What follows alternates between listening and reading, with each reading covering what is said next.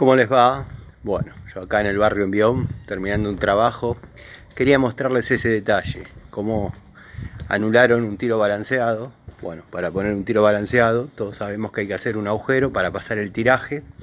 Seguramente esa gente se mudó o simplemente decidió cambiar de artefacto, ya sea por cámara abierta o por otro tiro balanceado, cosa que no creo porque estaría el tiraje. Esa es una manera completamente desprolija de anular un tiraje, dado que no costaba nada desamurar el tiraje exterior, que es por donde recupera el oxígeno el artefacto, quedando horrible la terminación del trabajo.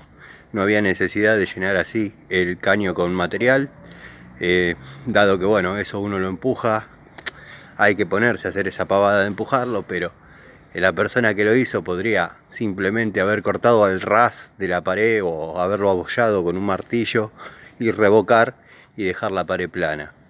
¿Qué va a hacer? Son criterios, pero eso es de persona que no tiene ganas de trabajar o no sé, no me parece bien y no me parece que sea algo que se le pueda hacer a un cliente, porque o el cliente no tiene demasiadas aspiraciones a un buen trabajo con una buena terminación, o puede que al cliente no le importe, pero está en uno hacer las cosas un poquito mejor.